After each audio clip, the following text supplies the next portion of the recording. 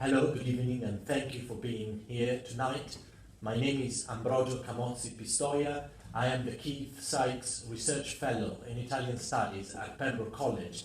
I would like to thank George Corbett and Etherweb for organizing this wonderful project on Dante and for inviting me to talk to such a prestigious audience about such a prestigious book. In particular, I was asked to look at and investigate the Cantos 19 of the Commedia.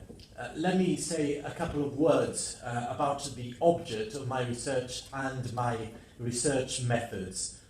In an academic community, there are different objects of investigation, of analysis. There are researchers and scholars working on rocks, materials, cells. I look at texts, and in particular I look at written texts. I look at the rules overarching their composition, how text convey or hide a certain meaning, how they are constructed, structured, how they can be classified. This system of rules is called grammatica. And grammatica is a discipline that every literate man in the Middle Ages had to study. It was the fundamental subject of medieval school curricula. We can use a more modern term and refer to rhetorics. Dante learned this system of rules to perfection. Grammatica was his thing. He knew the rules of the game like no one else in his generation. He wrote 2, potentially 3 books on the topic. I am of course referring to the De Vulgari Eloquentia, his treatise on vernacular language, but also on the Vita Nova, the collection of love poems that so fruitfully has been read and interpreted as a manual to write good love poems, good love poetry, and ars poetica. And then I'm thinking of one of the unwritten books of Dante's Banquet, the Convivio, his philosophical encyclopedia. This book, we don't know exactly which one, but we know that it was going to be devoted to grammatica. Now, why am I focusing on this discipline, on grammatica? I believe that there is a particular dimension in Inferno 19 in particular, more than the other cantos. This dimension will come out, emerge, reveal itself only in the light of this background, on the background given by grammar and rhetorics. In fact, this canto, the Inferno canto, can be read as a treatise, as a pamphlet that Dante wrote to reflect upon and raise issues around one specific area of grammatica. There is one literary genre, the genre of satire. Hidden in Canto 19 of Inferno, there are clues that have been missed by generations of scholars. Now, these clues, if brought together, they form a line of thoughts, a line of argument. They raise specific questions about satire as a literary genre, the potentialities of this language, its limitations, and also the risks involved in using this particular way of writing and thinking. So what I'm going to do tonight in this lecture would be to reconstruct for you the medieval theory of satire, showing what are the technical features of this language, and then I will show how the medieval tradition of satire can illuminate the contents of the 19th canto of Inferno. I will then move to Purgatory 19 in order to show how these issues re-emerge in the course of the Commedia, and then I will look at Canto 19 of Paradiso, where some of these issues still survive. For this final section of my paper, of my presentation, I will have to abandon the approach that I adopted for the first two cantica, for the first two cantos. I feel that the analytical approach to the text doesn't really work for the third cantica. And I've prepared the slides of my presentation in a way that I hope will reflect this change of approach to the text. So if you don't see all the little images moving around as I tried to do for the first two parts, it is not because I didn't give the same level of attention, I didn't pay the same level of attention, I didn't look with enough care to the third cantica, but on the contrary, because I think that this approach doesn't really work. And to a certain extent, it would be disrespectful to treat Dante's Paradiso in an analytical way, disrespectful of the poet's attempt of creating a text that comes out of pure love. So, what are the technical features? What characterizes satire as a genre? Well, medieval rhetoricians are quite clear about this. First of all, they offer a series of models, literary models, and these are the works by Juvenal, Persius, and to a different extent, Horace. In order to explain the technical features of the genre, rhetoricians from late antiquity and throughout the Middle Ages had a way of codifying the genre and summarize all the formal predicaments. And they used the image of the satyr. The satyr, the god of the forest, and perhaps we can say the god of the dark wood, of the dark forest, but I don't want to say too much. The fact is that the satyr is an epitome of what satire is. Satire is like a satyr, a creature, the creature, and in fact is sultans, leaping in the sense that it does not have a specific subject matter. Satire has to address every aspect of society or group of people, not a specific, is not tied to a specific topic. It has to look everywhere, in every dimension of the civic life and of the social community, the king and the poor, the priest and the knight. The second feature is the idea of satire as being gaudy, caprina, and that refers to the use of certain words, of a certain vocabulary, a vocabulary that is filthy, obscene, vulgar.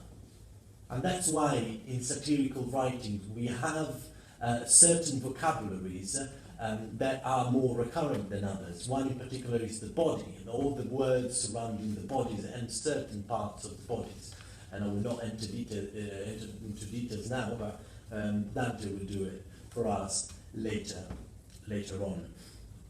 The third feature is the notion of nakedness, nuditas. Satire, satirical language is naked like satyrs are, in the sense that it goes straight to the point. It is direct, straightforward. It doesn't use circumlocution. The other feature of satirical writings is the notion of rusticness, rustica, of being rustic, and that is of course related to the syntax. The syntax of satirical writings is simple, quotidian, is the language of the street, of rustic wars, of rebuke. We then come to the notion of derisoria. The purpose of satire is to hurt, to wound, to offend the enemy. In relation to this particular definition of satire, characterization of satire, we find two recurrent images. One is the image of the knife, and the other one is the image of the bite. Satirical writers are able to wound, stab, a sharp tongue. That's what we still use in modern English. The other image is the bite, as I said, and in fact we often read of satirical writings as being mordaces, mordax, mordant. They leave scars. Now, all these colourful features can be reorganized in a more scholastic, systematic way. And we can reorganize these features into 5 predicaments, 5 categories. The first one is the category of intentio. The intentio of satirical writing is, as we just said, to wound, to lacerate, to hurt. The second feature is the modus scribendi, the way in which these works are written. And, as we said, they're written without adulteration, without decoration. They are simple, bare. The third feature is the feature of the style. These are all scholastic convenientia. These are all scholastic categories in use in rhetorical schools of rhetorics, medieval schools of rhetorics. So the stilus, the style. Here we have 2 aspects to consider. The first one is the syntax, and the other one is the vocabulary. As we've seen, the syntax is simple, linear, quotidian, ordinary. It doesn't adopt expressions that are sophisticated. The other feature is the vocabulary, and as we said, it's vulgar, filthy.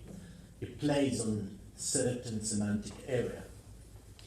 Now, to these 3 main categories, we can add 2 more. Now, they're not, the next 2 ones, they're not of the same kind. Rather than being theoretical categories, these are more commonplaces, topoi of the satirical tradition. And the first one is the causa materialis, so the reason why an author decides to write, and the other one is the materia tractandi, the subject matter. For the causa materialis, we see that if we go through the satirical tradition, if we read satirical text, we discover that there is a recurrent reason why satirical writers decide to write, and that is the fact that the word where they live, or somehow where they wake up, is a word that is going upside down, where the evil trample on the good, where corruption rules and justice lies stabbed, dying. There is a profound injustice in the world where the satirist lives, and is captured in this image of the word upside down. Now, this metaphor, this image is very popular and still in use nowadays. The materia tractandi, that is the subject matter of satiric writings, as you remember, it's leaping, it's varies. There are different subject matters, but one is the topic that satirists love to address, and that is the accumulation of riches, of wealth. Satirists of all ages most vehemently attack precisely those people who prefer material goods to spiritual nobility, those who barter, exchange their spiritual values for material possessions, such as fame, wealth. Pecunia is the root of all evil. Of these 5 predicaments, I need to focus on one in particular, and that is the intentio. Now, intentio is not the author's intention. It is not the purpose, the final purpose, the reason why an author is writing, the aim that he wants to achieve eventually, finally. Intentio is an intrinsic quality of satirical language, or of a given language. It's like conductivity for materials. And the intentio of satire is a violent one. Satire is a genre that has a dark heart. It's the expression of a violent spirit, of a bestial, lethal, destructive spirit. As you can imagine, a language that is entangled with violence is a language that needs containment. And this is why medieval and also classic rhetoricians try to find ways to justify, to embank the flood of rage, to make it morally acceptable. There are different ways, different solutions to the problem. I have identified three popular ways. The first one follows an Aristotelian principle, the principle of moderatio, of moderation. Vituperatio and laudatio, that's how I've entitled it, echoing a very recurrent expression in medieval works, in works of medievalists nowadays. The accusation, the insult, has to go with the praise of the good aspects, of the good bits. All need to be balanced. It is not the way that Dante adopts in the comedy. The second way is to accept satirical language as long as its object, its target, it is not the individual being, it's not a specific person, but a category of people, a moral category. Satirical language attacks sin, not sinners. This is not the way in which Dante deals with this problem. Or more precisely, this is not the way in which Dante deals with this problem in the comedy. The third way of embanking the flood of violence that satire is able to unleash is to introduce a moral and ethical perspective, a finality. And so we read rhetoricians suggesting that satirical writers should attack, should hit in order to re-educate. I shout at you, I insult you in order to push you away from bad habits, from wrong behaviors. The fact that satirical language can be used for ethical purposes does not mean that satire is per se an ethical genre. Some modern scholars, but also some medieval scholars, seem to have misinterpreted this point and misunderstood the real qualities of satire. In fact, if we say that satire is ethical, we end up looking at satire or putting satire in the point of moral writings. This is not a good idea. It is not correct. We really need to preserve the real nature of this language, the defining feature of this language, that is its ability of killing, hurting, and we need to do so, otherwise we will not be able to understand what's going on. We will not be able to understand the extraordinarily interpretative, regulatory work that has been done by rhetoricians, grammarians, writers, theologians throughout the centuries to try to contain this language, to try to justify it. If we forget the fact that satire is intrinsically violent, it's almost a primordial dimension of this language. Now, this is why I chose the image of Tiepolo and not this other image. Looking at this fatty satire, we would have thought that satirists are people that like ice cream. No, this is not an ice cream, that is a club. It reminds us that the satirist is a beast, a monster in the medieval acception of the term, a creature whose nature is hybrid, unclear. And that's why the satire of Tiepolo, an image that to our modern audience is still able to convey the sense of violence, of bestiality. It is a disquieting image. The satire of Tiepolo reminds us that the satirist is an animal that can cough, twitch in any moment.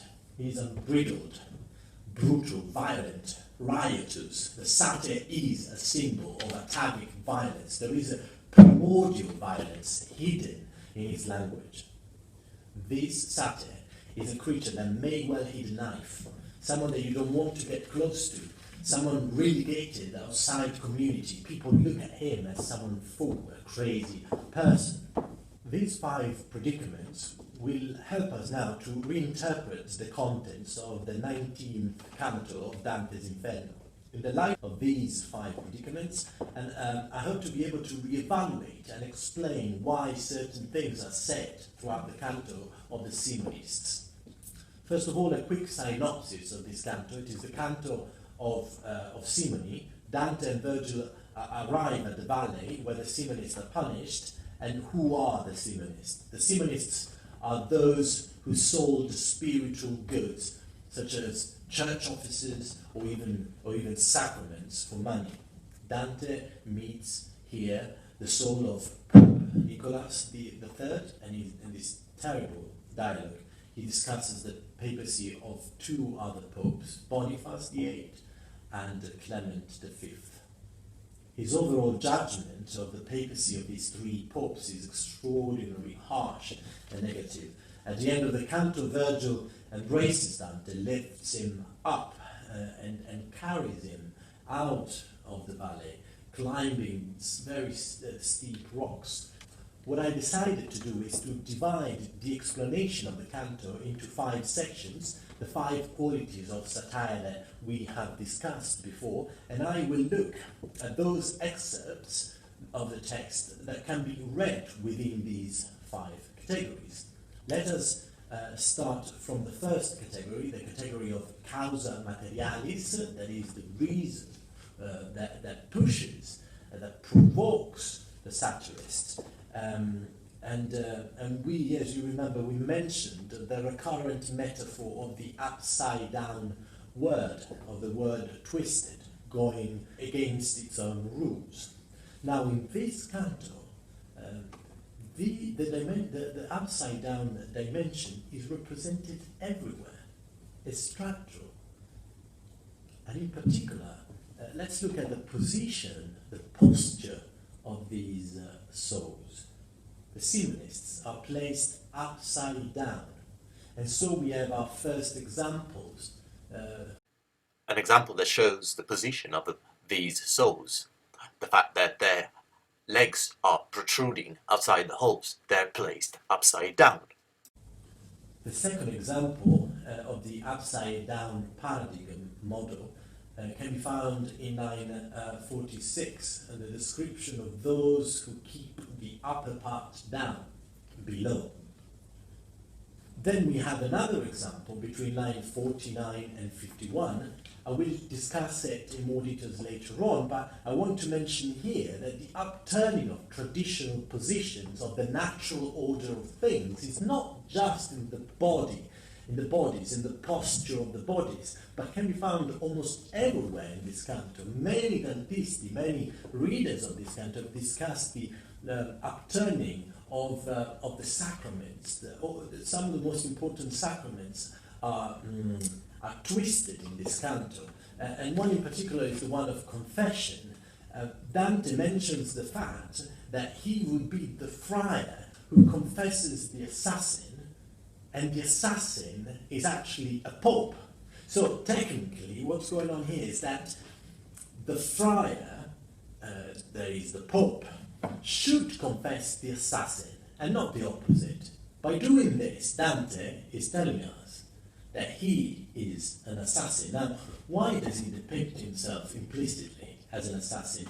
Well, my hypothesis, the one that I'm presenting here tonight, is that he's thinking of himself as a satyr in this canto in particular. So he's talking about the capacity, the ability of his language of killing. Then we have line 80 with the word sotto sopra. E chi sono stato così sotto sopra, that I have been upside down, sotto, down, sopra, up. In one word, the distortion is clearly captured. And then finally, line 104, where we read che la vostra avarizia il mondo attrista, calcando I buoni e sollevando I pravi. The pravi, the evil, are trampling on the good. Now, these final two lines couldn't be more canonical within the satirical genre. The image of the good being trampled by the evil, the fact that avarice is the root of all evil in the world. These are all very typical in the satirical tradition. They belong to the canovaccio of satirical writings. The next category is the category of materia tractandi, that is the subject matter of this canto. As I mentioned, this is the canto of the similist, those who barter spiritual goods for material values. We can look at the reference at the start of the canto, O Simon Mago, etc. And then we have the reference to Jason Maccabeus, who attempted to bribe the king Antiochus in the Bible in order to obtain a religious office. But let's also look at these two other lines, the reference to avarice and once more the mixing of that which is divine with perverse, base things such as gold and silver. The next category is the category of stilus, style. As you can remember, we discussed two aspects. One is syntax and the other is vocabulary. The syntax of satirical writings is simple, quotidian, colloquial, and the vocabulary is low, filthy, comical, obscene, lilthy. Several are the examples that can be made from this canto. In fact, Inferno 19, more than many other cantos of the first cantic of Inferno, is occupied and characterized by the use of filthy words, of a filthy language. However, in an attempt of summarizing this vocabulary, I just realized that there are so many words and terms referring to the low part of human body. Piedi, gambe, grosso, giunte, buccia, calcagni, punte. And then anca, zanca. Now zanca is a special word. It means shanks. And this word has been described, highlighted by Dante as a word that has a stylistic flavor. And this flavor is the flavor of the low language, of low vocabulary. And then filthy is translated by Dante into this canto, line 131, where he talks about the scoglio sconcio, the filthy rock. Malebolge is a kingdom made of stones and rocks. It's an area of Inferno, characterized by the presence of these big rocks. And Dante describes these rocks in various ways, using different adjectives, chromachi, merdosi. Now, all these adjectives can be read as an attempt of the poet of finding the right tone, the right language, the right style. So the fact that in this particular canto, the rocks are described as filthy, I don't think it is a coincidence. And finally, Dante explicitly declares that he adopted heavy words, and that happens when he says, Io userei parole ancora più gravi. I would use words much heavier than this. Now, the third category, the category of modus scribendi, the language straightforward, without decoration. And these are the examples. Line 88 to 92, de ormidi, this colloquial register. And then again, però ti sta che tu sei ben pulito. Another instance of a syntax that is quotidian, common. And then puttaneggiar coi regi.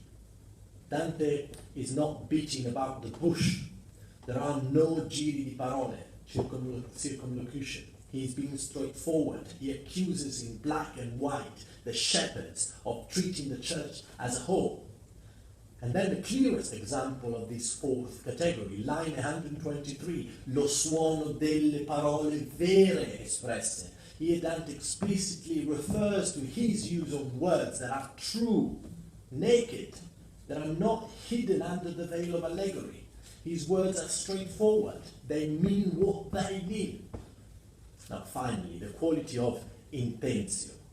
I will discuss two passages. The first one is in line 120. Che il mordesse. It's the image of biting. This is, in my view, a reference to the qualities of satire, its ability of biting.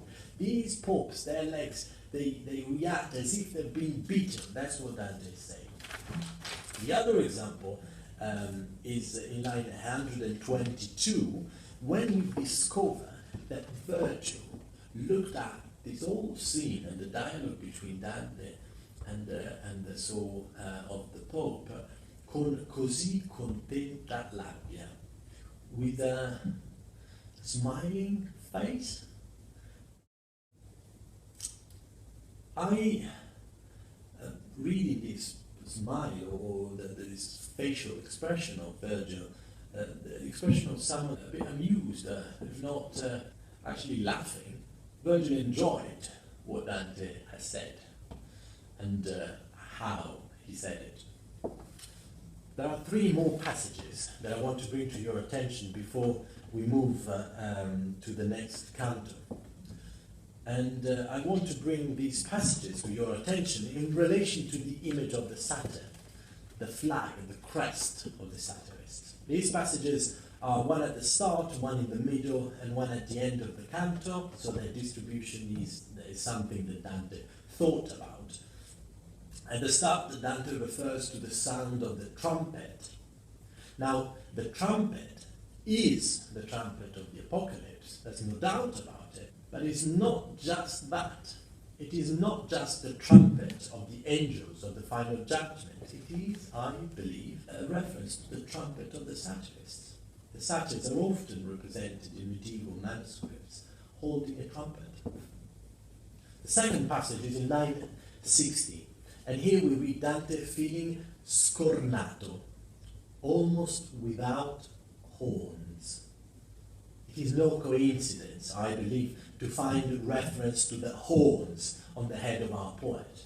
Finally, the last passage of Inferno 19 that I want to discuss with you tonight is line 132, the penultimate line of the canto. Here Dante is re-emerging from the valley of the Simonist, and he re-emerges on Virgil's shoulders. Virgil is carrying Dante up the valley. So when Dante appears on the brink of the valley, its figure, the figure that we see, this figure that looms up from the valley of this terrible scene, is a double nature figure. Its legs belonging to Virgil and its top belonging to Dante. It is significant to find a double nature creature with legs that, Dante says, are compared to goat legs at the end of the canto, where the qualities of satire and the image of the satyr have so frequently, so regularly re-emerged.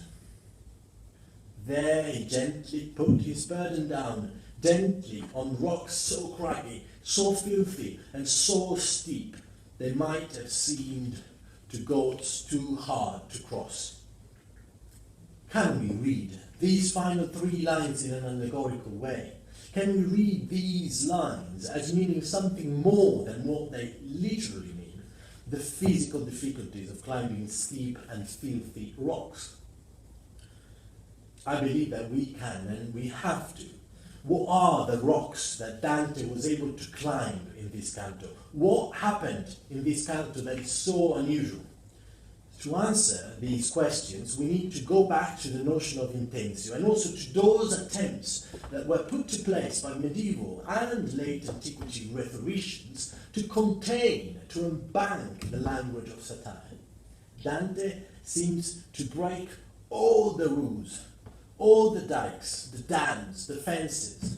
In this canto, not only he attacks individuals instead of categories, he gives the names of these people.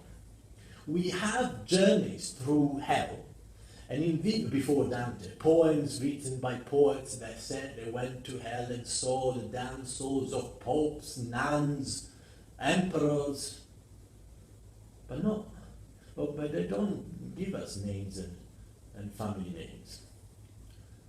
Dante does that, and not only attacks individuals, but he attacks individuals that are still alive at the time he wrote the comedy. One of these individuals is still alive when the fictional journey takes place. The other one, we have reason to think, that was still alive when Dante finished writing the Canto. And there will be a soul later on, but there's not time to discuss it here, that is still alive. And Dante refers to this soul being still alive and walking around the streets of Florence, and he talks about this body as being empty, because Dante is now in Inferno and sees that the soul of that body is down in hell. Dante's satirical attack is of a unique kind. I'm not aware of another medieval or classical satirical work that so explicitly attacks contemporary figures. Where does Dante derive the authority to attack in such an explicit way people of his generation? I don't have answers to these questions, not at the moment at least. These are issues that I'm currently working on. However, if we look at this set of issues from the perspective that I invited you to consider, the perspective of rhetorics and the rules of grammar, we realize that what is going on in this canto is rather extraordinary. Dante is destroying what we know about satire as a literary genre. The rules the rhetoricians established are destroyed in front of our eyes by someone that clearly demonstrates to know perfectly well those rules. Dante presents himself as a satirist in a canto where he's clearly going beyond the language of satire, or at least beyond certain limitations that were put in place to protect society from the violence hidden in this language. Again, I don't have specific answers to these issues, or not even general. I'm still really, I'm very much in the process of thinking and trying to understand how to develop and structure my analysis. What I have is the title of this lecture, Inside Out. I think that an important dimension to keep always in mind when discussing these problems is the idea that Dante was able to see through, to see that which is not visible. I'm sorry. There are unspeakable crimes in our society, in the humana familia, humanity in our societies. Criminal acts, especially when they are sordid, are always committed in secrecy, in the hidden rooms. Bribery, treachery, nepotism, these kinds of crimes are protected by the fact that they are committed in shadow, in darkness. In the 13th, 14th century, the fact that the Pope was committing nepotism or was corrupting the king, or vice versa, could only be seen in the consequences. People could look at the consequences and have a chat about them. It couldn't really be exposed. How can you prove nepotism or corruption? It remains a suspicion. Who knows? Dante knows. And with the invention of the journey through hell, wanted by God, hell, purgatory, and paradise, he habilitates himself to see through, to see that which is invisible, to see through the walls and capture the moment when Guido of Montefeltro, for example, gave the criminal advice to Pope Boniface VIII, the famous episode of Inferno 27. Dante can see through the cloak of the Franciscan, of the false Franciscan, and again I'm referring to Guido, through the skin and see, pierce, read the heart of the criminal soul in the moment when he gave the Pope the fraudulent indication. The sight that Dante has throughout the journey of hell is a sight that allows him to see the heart of the sinners and of the saint, of course. His satire is grounded on this new sight, that is at the heart also of Purgatorio 19 and then Paradiso 19. So that's what I'm going to do in the last 10-15 minutes of this lecture. I will look at these two cantos in connection in particular to the notion of sight. In Purgatorio 19, we have the famous dream of the ugly woman. A woman appears to Dante in his second dream in Purgatorio. In his dreams, Dante himself transforms this ugly woman into a beautiful creature. But this beauty is fleeting, is superficial, and in the dream, Virgil intervenes, and I read it as a satirist actions, and Virgil cuts, lacerates, as you can see in the first quotation, revealing the true nature of the false Cyrene who is enchanting Dante.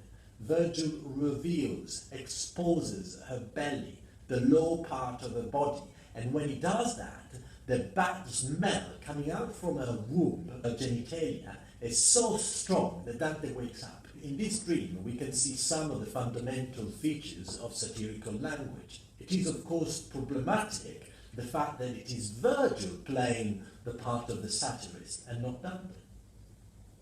More than problematic, I think it's interesting.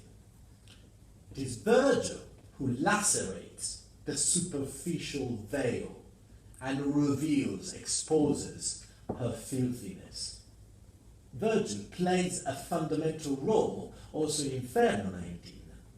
In the process of transformation of Dante into a satirist, Virgil is playing a fundamental role, or at least Dante is telling us that Virgil poetry, Virgil's imperial ideas, played a fundamental role in his own transformation, in his own growth as a satirical writer. They are Virgil's legs, the legs that carry the double nature Dante up on the brink of the valley. And it is again Virgil in the second dream of Purgatorio who lacerates the fake beauty to reveal the true nature, the plague that is affecting the body of the woman. The 19th canto of Purgatorio is then clearly connected to Inferno 19 by a long series of parallelisms, keywords, recurring images, dynamics. We have, for example, the words calcagna, that is an element that the two cantos share. Another connecting element is the posture, the position of the bodies. The swords in both cantos here in Purgatorio as well, they're facing earth. So in a way, also these swords in Purgatorio are upside down. In addition, in the 19th canto of Purgatorio, Dante speaks to one soul, and like in Inferno, this soul is a pope, this time Pope Adrian. But the connection between the two cantos is quite well known. Two scholars in particular, Robert Darling and Ronald Martinez, in their edition of the comedy, they pointed them out. And you can find the passage where they talk about these interconnections on your handout. It is time now to move to the 19th canto of Paradiso. What connects all the three cantos, as I'm trying to suggest, is the problem of sight, of seeing through, which is so clearly explained in the dream of the siren, and comes back in a different way in the final canto of this lecture.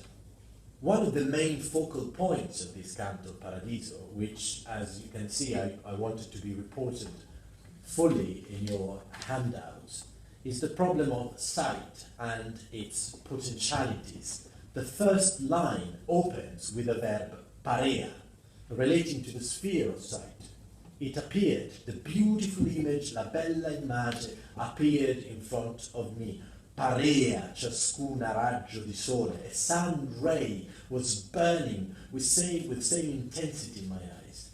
This image derives from a complex understanding of Aristotelian, or even better, Platonic physics, according to which the energy that comes out from the eye of the viewer meets the energy coming from the object that is seen. I cannot treat here a difficult topic what I want to stress is the fact that Dante, in these first lines, says that he is about to describe something that has never been seen before. Now, he does that very often. It's one of the recurrent claims of Paradiso. The discussion around sight and its potentialities is taken on by the ego that exclaims, "Who are you?"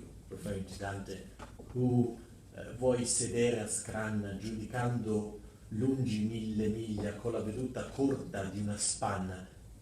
This question, the question of the ego, has been interpreted as a warning to the limitations of human nature.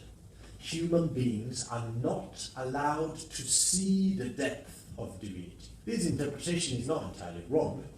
It is, however, not entirely accurate. In fact, I believe that it is not the most adequate to explain the contents of this canto, a canto in which Dante sees the depth of divinity and reminds us that many at the end of time, the day of the final judgment, will say, "Christ, Christ, Christ." Many will think of themselves as being saved. Many will be seen just before the truth will be revealed. Many will be seen by their contemporaries as praiseworthy people. But when the ledger will be revealed, when the ledger, where all the actions are recorded, the book where God reads each one's life, in that ledger we will see that many of those who thought they were saved and good and praiseworthy are in fact far away from the heart of God, from the heart of divinity, Christ himself. Dante sees pieces in that ledger, and he is thus able to tell us what he sees.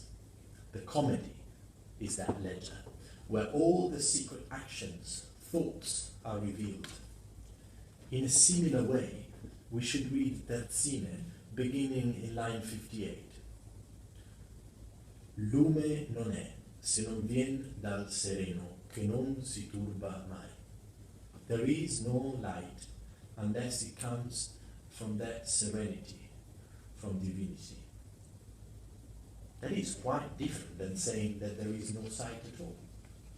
Human beings, and at least Dante, could see, can see, as deep as to be able to condemn his contemporaries for their wrongdoings and expose their misbehaviors. I do not really know how to explain or understand exactly how he managed to authorize his satire to reach these depths. The point to me seems to be closely connected to sight, as I tried to say in the second part of my lecture. And sight in a particular tradition, the tradition of satires, limitations that Dante looks at and then overcomes and breaks. This satirist is very much a prophet. Now, I mention this word now at the end of this lecture, this word prophet, a word that has been used to describe Dante in the three cantos that we looked at. In Inferno 19, as you probably remember, I talked about the trumpet of the satirist. Now, that trumpet has been interpreted as the trumpet of prophecy. Now, I do not want to diminish the role of the prophetic tradition in Dante's comedy, or the figure of the prophet in the formation of Dante's language and intellectual formation, Dante's language and poetry. Not at all. What I want to do is to introduce at the same level, with the same importance, the tradition of satire. Dante is at the same time prophet and satirist. The two traditions, I would say, the theological and the technical one, are equally respected and are woven together as never happened before, at least to my knowledge. The Roman pagan roots are fully preserved, if not even vivified, at the moment when they encounter the biblical prophetic tradition. The beard of the satirist and the beard of the prophet, the isolation of these two figures, they're being exiled, cast outside community for what they say. They're being considered foolish. Their ability to see that which is invisible and expose it and bring it to light. These are some of the elements that connect the two traditions, some of the elements that Dante brought to life in his vision. Vision is the title with which the comedy has been long known for, especially in the 19th century. Inside Out, the vision of that which is hidden, the vision of what is inside, the vision of what is out of sight. Thank you.